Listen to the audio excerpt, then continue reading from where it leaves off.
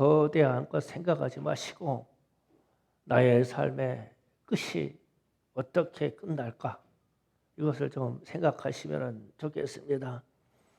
오늘 또 질병 이기고 나오신 분들이 있어서 감사합니다. 홍성도 목사님이 수술하고 지금 상당히 아플 건데 이기고 나오셨어요. 그러면 이제 하나님이 고쳐주셔야 되겠죠. 예. 아침에 김상선 집사님 전화 받았어요. 목사님, 허리가 꼼짝못하게 못해서 누워 있다고. 뭐 멀쩡한 사람이 갑자기 못 일어나게 누르는 건 뭐 귀신이 하는 거지 뭐 우리 얘기로. 그러니까 이기고 나오셨어요. 귀신 잘 떼내버리고 나오셨네요. 예. 뭐 우리의 삶이 오늘 마지막이라고 예배드리고 죽어야지. 그랬어요. 우리는 침대에서 누워 죽을 자격이 없다. 예배드리다 죽어야 돼요. 그러니까 나왔으니까 살겠죠 이제. 예. 허리 괜찮아질 거예요. 예배드리고 나면. 우리는 그런 체험을 무수했어요. 잘 나오셨어요. 이기고. 그냥 누워 있어서 며칠 갈 뻔했습니다. 믿음이에요, 믿음. 네. 그래서 하나님 앞에서 인생을 살아가던 믿음의 조상들을 좀 살펴보자고요. 끝을 어떻게 해드렸나? 먼저 야곱을 살펴보겠습니다. 창세기 49장 28절에서 33절을 봅니다. 말씀을 띄워줄게요. 예. 자, 같이 있습니다. 시작. 이들은 이스라엘의 12지파라. 이같이 그들을 아버지가 그들에게 말하고 그들에게 축복하였으니 곧 그들은 각 사람의 분량대로 축복하였더라. 그가 그들에게 명하여 이르되 내가 내 조상의 이로 돌아가리니 나는 햇사람의 헤브론 밭에 있는 굴에 우리 선조와 함께 장사하라. 그 굴에 가나안 땅의 마므레 앞 막벨라 밭에 있는 것이라.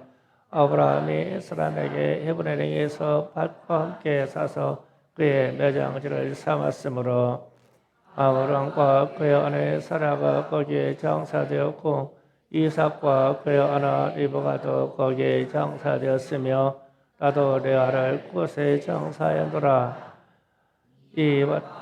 거기에 있는 굴은 햇사람에게서 산 것이라야. 야곱이 그 아들의 멸하기를 마치고 그 발을 침상에 모으고 숨을 거두니 그의 백성에게로 들어갔더라. 아멘. 야곱의 이야기 우리가 잘 알아요.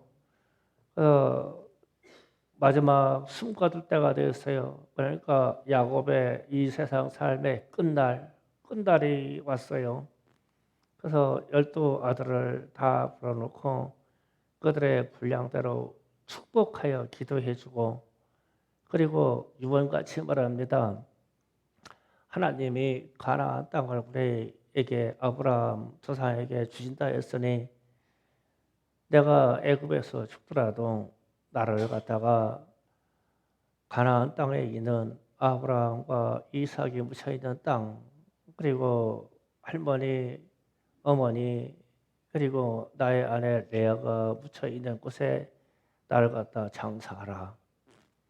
그러니까 사람은 마지막 끝을 야곱과 같아야 돼요.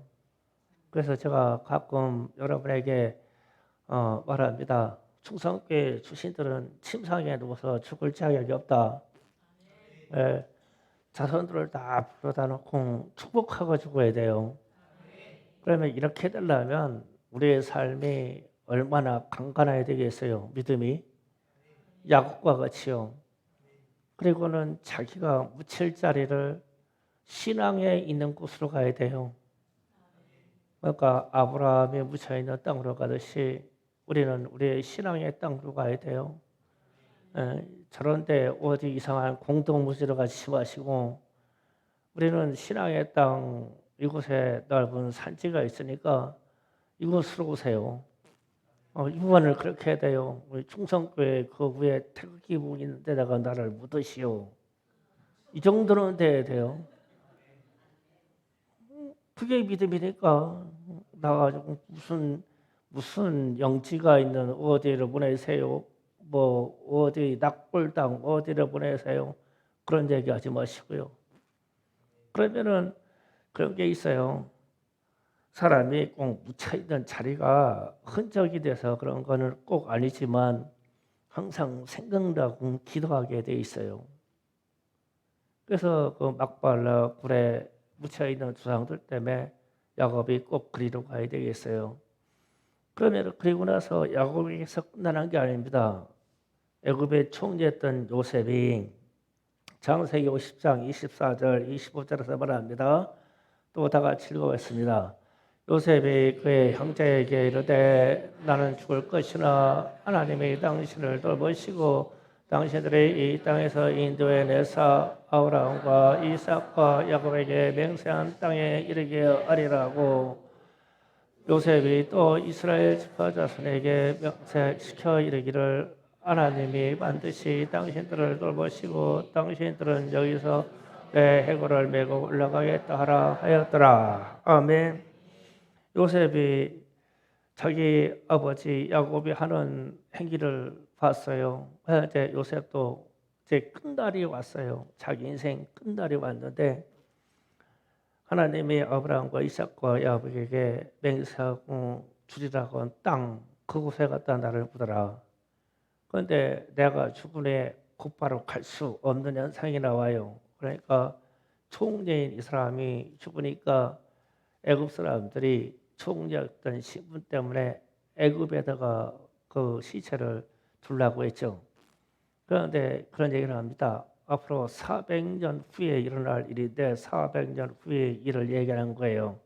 그때 너희들이 때가 되면 이 땅을 떠나게 될 것이다. 그때 내 뼈 해골을 가지고 가라. 난 거기 가서 묻히겠다는 거예요.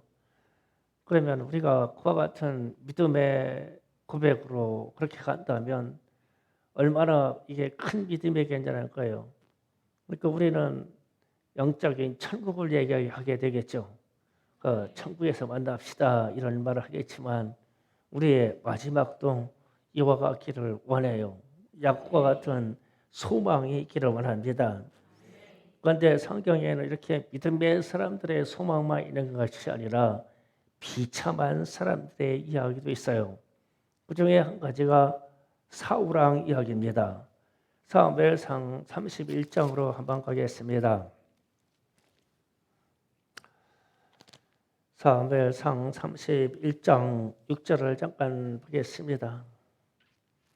다 같이 한번 읽어봅니다. 시작. 사울과 그 세 아들과 먹이를 든 자가 그의 모든 사람이 다 그날에 함께 죽었더라. 아멘.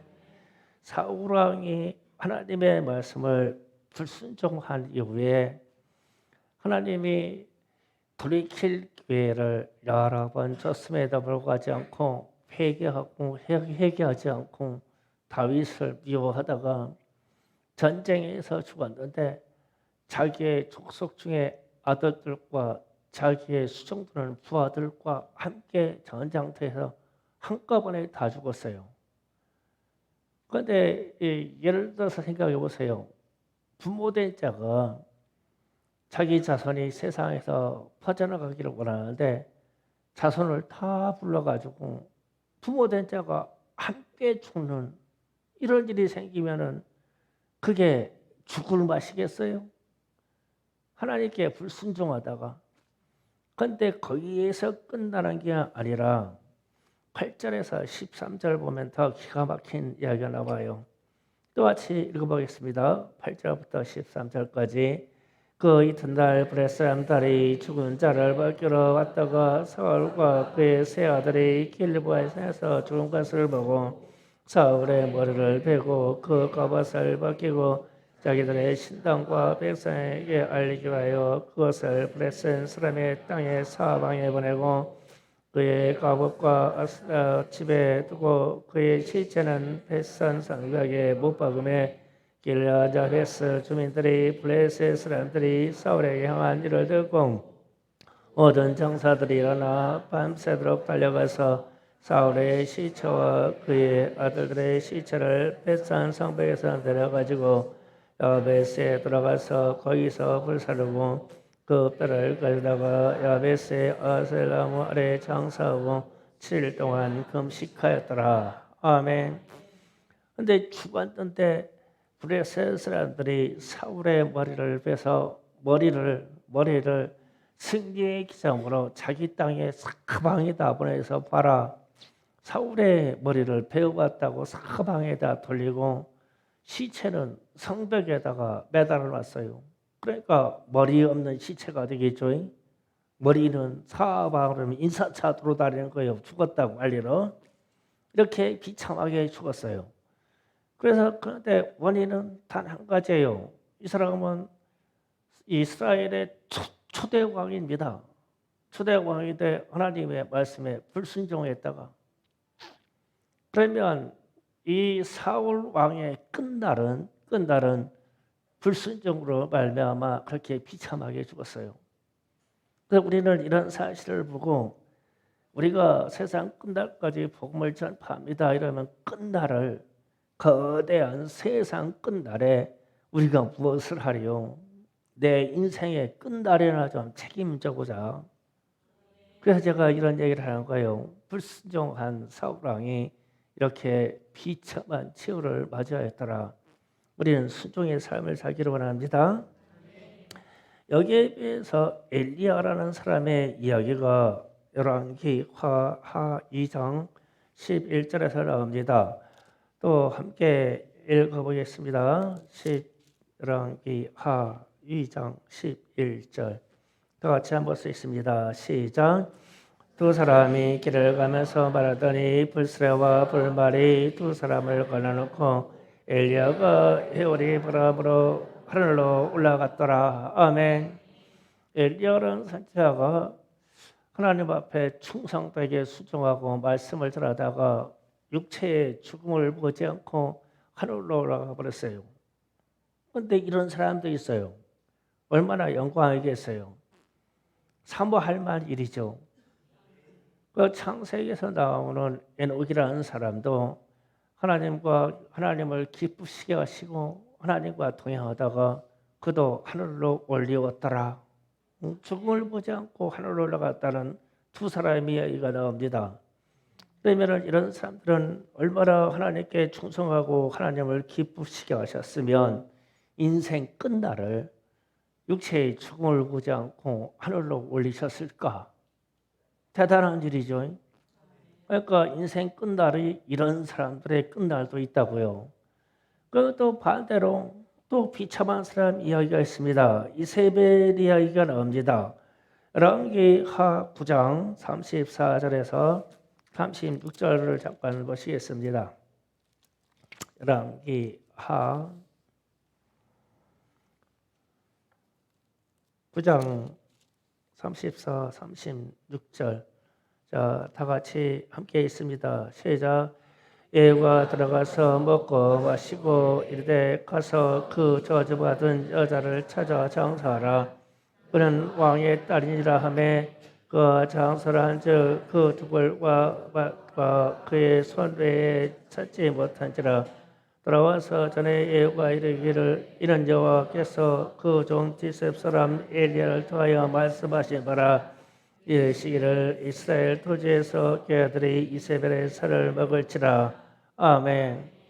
이세벨이란 여자가 바알과 아세라를 섬기는 이 엄청난 일을 이스라엘에 범죄케 한 후에 우상 숭배의 악녀의 아주 대표적인 이름으로 기록되어 있고 이세벨이라는 이름이 세상 끝나는 계시록에 계속 타락한 교회와 여인에 대해서 이세벨이라는 이름으로 계속 등장합니다.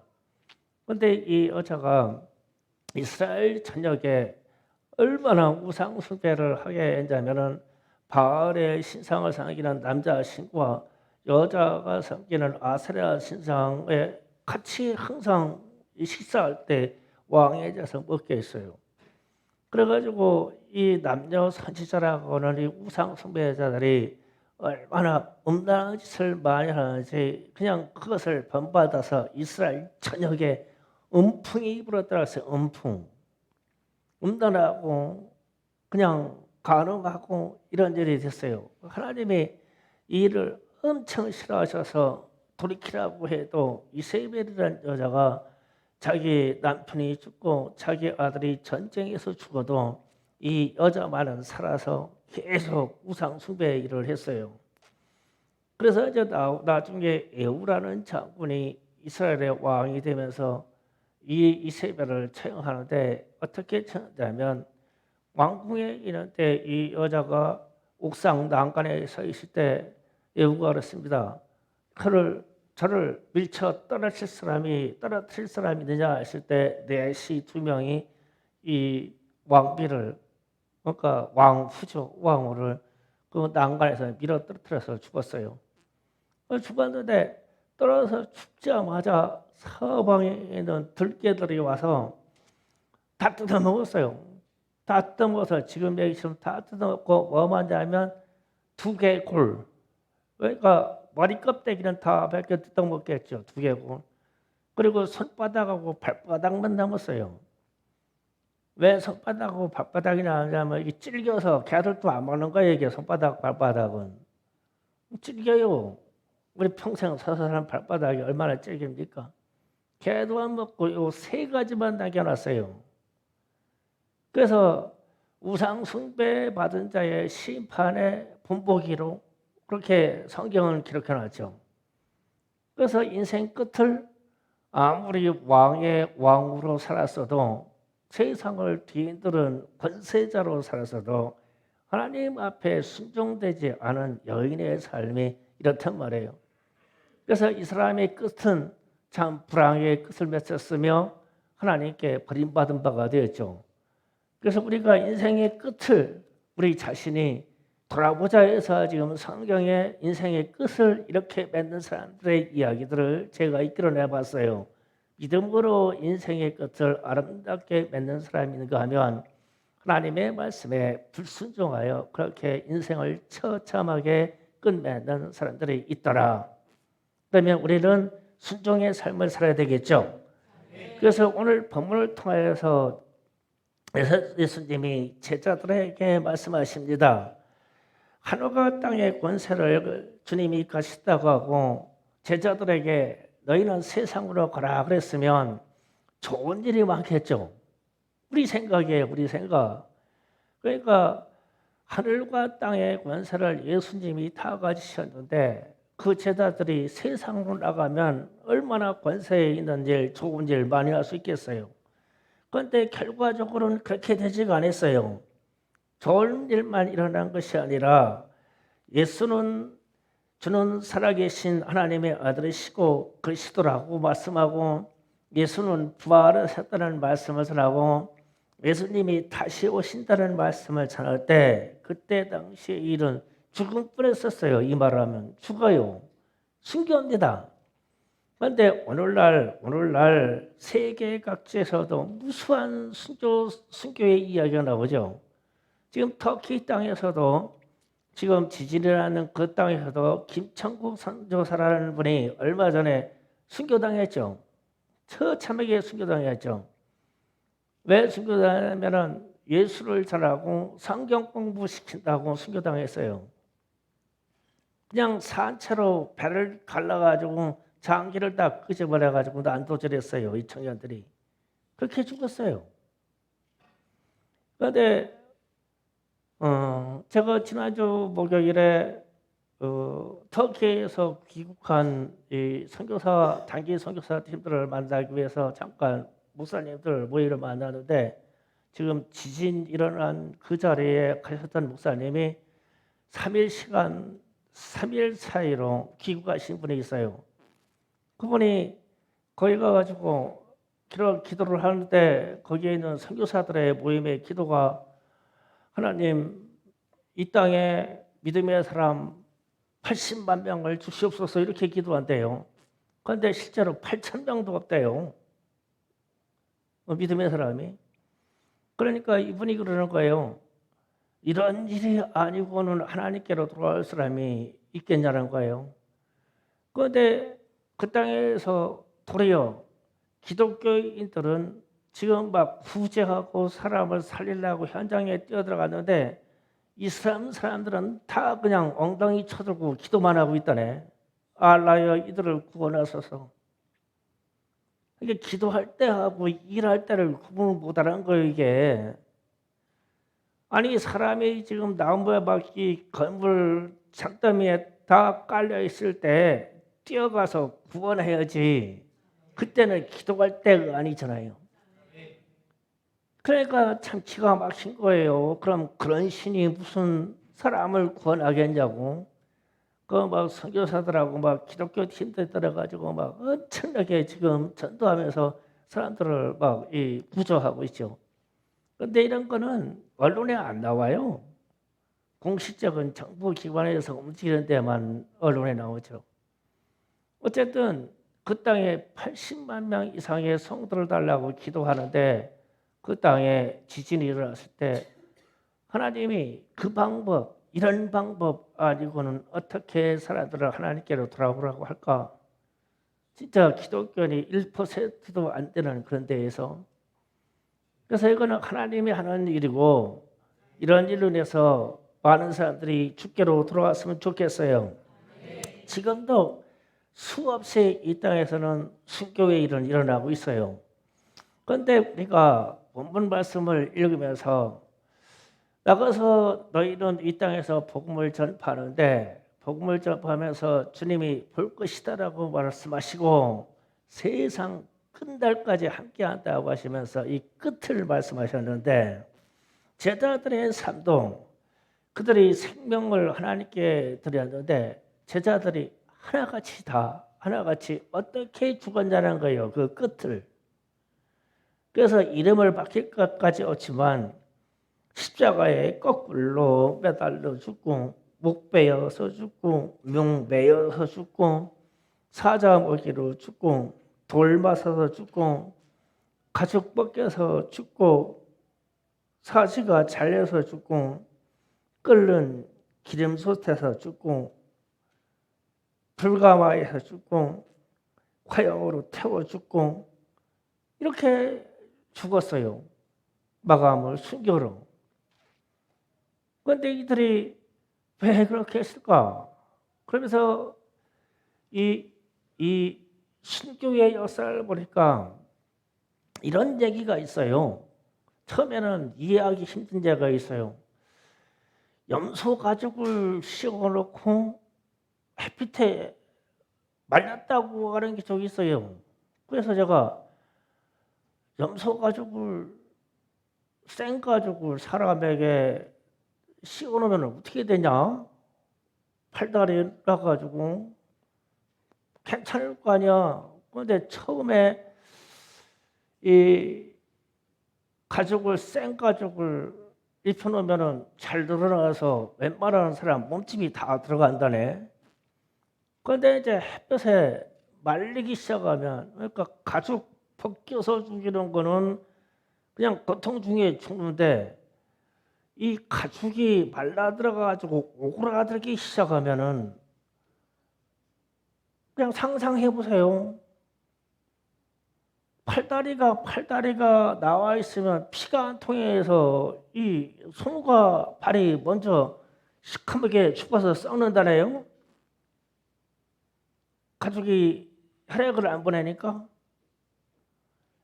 그런데 이 몸통의 가죽이 말라들기 시작하면은 이 몸매에 있는 모든 갈비뼈가 다 없어진대요. 그러니까 가죽통이 막 이만한 게 요만해지니까 말르면. 그래가지고 심장이 터져가지고 모든 장기가 터져가지고 죽는다네.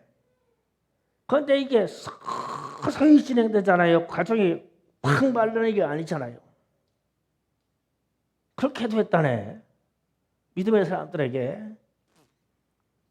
그래도 천국을 바라보고 믿음을 부인하지 않고 그렇게 예수의 이름으로 죽어갔어요. 그렇게 인생을 마감한 사람들의 이야기가 우리 순교라고 하는 이 일에 우수히 기록이 남아있죠. 그런데 이럴 때 예수께서 함께 계셨다는 거예요. 그러니까 그들이 감당을 했죠.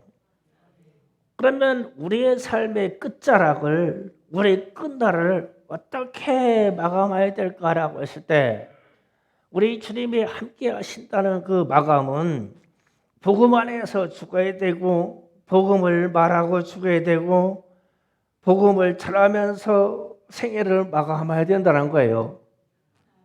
그렇게 제자들이 그렇게 죽어가면서도 복음은 말했으니까요. 예수를 믿으라고요. 주는 그리스도시요 살아계신 하나님의 아들이라고요. 이 말하면서 죽은 거 아니에요. 그것 때문에 그렇게 죽었어요. 그래서 기도로 우리의 인생을 마감해야 되고요. 이게 우리의 정해진 끝날에 돼요. 어떻게 죽든지가 않아요. 그래서 지금도 이런 일이 많이 있지요. 믿음의 사람들이 고백하는 말들이 천국에서 만나자고 어떤 집사님이 자기 자식들을 다 불러놓고 야곱처럼 축복하고 죽었다고. 그러니까 저는 믿음의 대가 우리 조상대로 말아서 그런 기도를 받고 사는 사람이 아니라 제가 초대하면서 초대의 목회자가 됐잖아요. 그래서 우리 자녀들에게 그렇게 해주고 싶고 싶어요. 그래서 우리 애들한테 제가 유언했어요. 나 죽으려면 병원 갖다 놓지 말고 앉혀놔라. 그래야 기도하다 죽을 거 아니에요. 그래서 우리의 인생의 끝을 우리도 언젠가 마감할 때가 올 것인데 야곱처럼 아니면 요셉처럼 주님의 12 제자들처럼 스데반 집사처럼 그렇게 마감할 수가 있을까라고 던지는 거예요. 우리에게. 우리의 믿음이 그 정도 되겠냐고. 그래서 세상 끝날 세상 끝날 그런 막 거대한 대환란 속에서 무슨 영화의 주인공처럼 나는 불사신처럼 죽지 않고 살아남는 믿음의 사람처럼 착각하셔가지고 되겠냐고요. 그걸 견디겠어요? 우리가 지진과 환난과 막 이 대자연의 막 이 변화 속에서 살아남겠냐고요. 우리 믿음 하나 지키기도 힘들지 않겠어요? 그래서 끝날을 거대한 세상 끝날을 생각하지 말고 나 하나의 세상 끝날을 좀 생각해 보자. 어떻게 해야 될까? 그래서 우리 믿음의 수사들은 어떻게 그 끝을 맺었나? 어떤 스님이 있었대요. 어떤 스님이 불교 경전을 거의 통달한 불교 교수예요, 교수. 교수이자 이분이 박사입니다, 박사. 불교학 박사인데 이분이 이제 깨달을 만큼 깨닫고 공부할 것만큼 했으니까 이제 성경 좀 읽어봐야 되겠다. 이제 더 불교 경전을 배울 거 없어서 성경을 공부하려고 거예요. 왜냐하면은 성경이 아무리 신비한 책이라고 하더라도 내가 불교 경전에 대해서 박사학위를 갖고 있는 사람이니까 엎어 눌러서 보면 될 거 아니냐고 자신만만하게 생각하고 신약 성경을 읽기 시작했어요. 근데 신약 성경 읽다가 보니까 제자들이 순교한 얘기, 스테반이 순교한 얘기 쭉 있는데 아니 우리 불교에서는 그렇게 석가모니 따라한다고 이렇게 죽었다는 얘기가 별로 없는데 어째 이 사람들은 제자들이 참 무식한 사람들인데 갈릴리 사람들 무식한 사람이고 거친 사람들인데 이 사람들이 뭐 믿고 저러냐.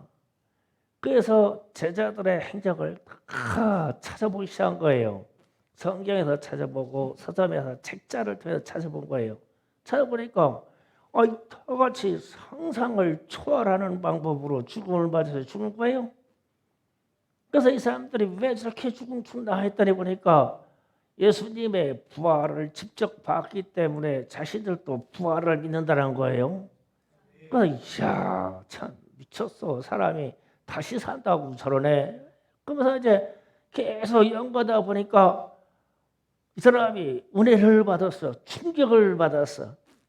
제자들부터 1대, 2대, 3대를 나간 제자들부터 종교가 로마 제국으로부터 인정받을 때까지 그렇게 많은 사람들이 그렇게 순교하고 죽으면서도 눈 하나 깜짝하고 죽는 거예요. 그러면서 부활을 말하고 죽고 또 거기에다가 또 주님이 다시 오신다네. 그런데 자기가 생각하는 부처는 다시 올 일이 없어.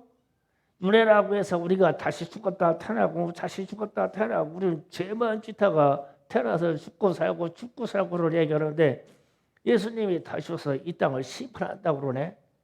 그래서 이 사람이 그때부터 충격을 받아가지고 자기가 불교학의 박사 정도 가지고 있는 학위를 가지고 있는 사람인데 과감하게 신학교로 와가지고 이게 이 사람이 목사가 됩니다. 지금 이분이 생존에 있어요. 목사가 돼요. 그래가지고 다른 거 안 해요. 그냥 스님들만 찾아다니면서 자기도 불경에 대해서 박사급이잖아요. 그 얘기를 막 강로선 들어놔놓고 성경을 끄집어가지고 예수의 이야기를 계속하면서 예수의 제자들 이야기를 계속합니다. 이분이. 그래가지고 지금 이 스님들이 무수하게 지금 하나님께로 돌아오고 있어요. 이분이 한다고 그렇게 해서. 그래서 이분의 자기의 인생의 끝자락을 앞으로 몇 년을 활동할지 모르는데 주님께 드린 거예요. 주님께 드리고 그런 거예요. 나는 스님들을 전도하니까 스님들에게 받아주겠지. 그런데 괜찮다 이거야. 나는 예수 믿고 부활하고 이미 영생을 이뤘으니까 괜찮다. 죽으라고 그 일을 해요. 그러면서 우리 자신의 삶을 돌아보는 거예요. 우리 자신이 요즘 그렇잖아요. 전도가 안 된다고 그러고 그리고 교회마다 힘들다고 그러고 뭐 경제 상황이 막 이렇다고 그러고 별별 얘기가 부정적인 게 많잖아요. 그런데 아무리 우리의 삶이 지금 부정적인 요소가 많다고 하더라도 초대의 첫 번째 제자들 12제자들과 같을까?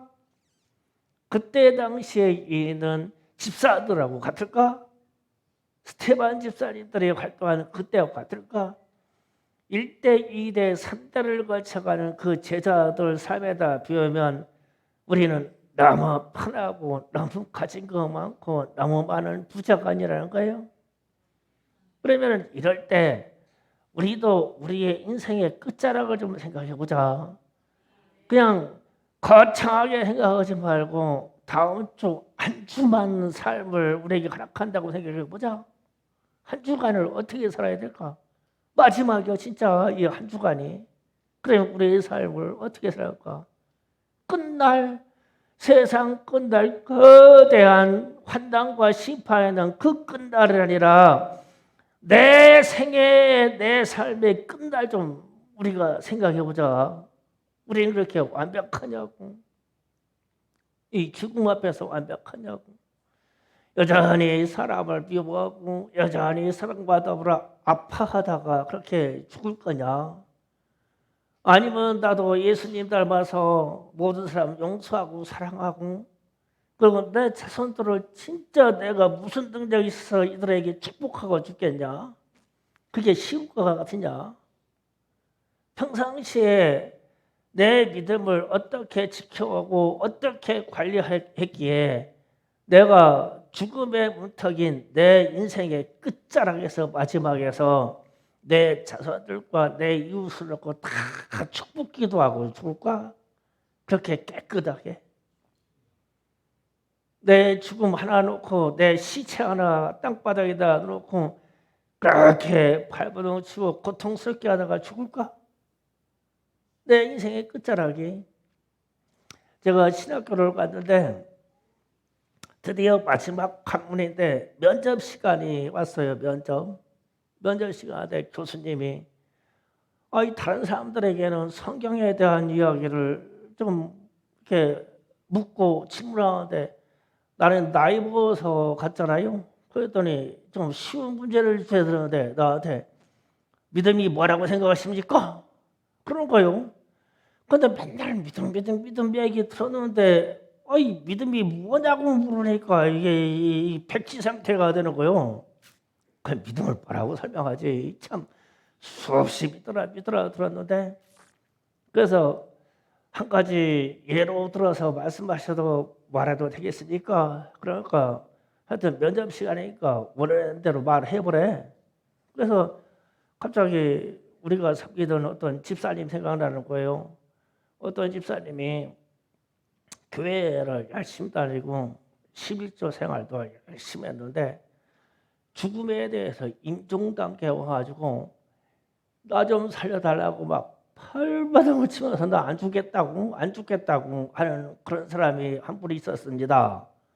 그래서 나는 그분 보면서 믿음이 뭔가를 생각했고, 어떤 분이 교회에 다니는데 그렇게 표시도 한다고 교회에서 봉사하는 것도 별로 없고 그랬는데, 그분의 임종 때 보니까 이분은 얼굴이 화끈해가지고 내가 죽게려고 한다, 천사가 날 데리러 왔어. 그러면서 얼굴이 환하게 변해가지고 그냥 자기의 모든 사람을 탁 내려놓고 그렇게 천사를 따라가더라.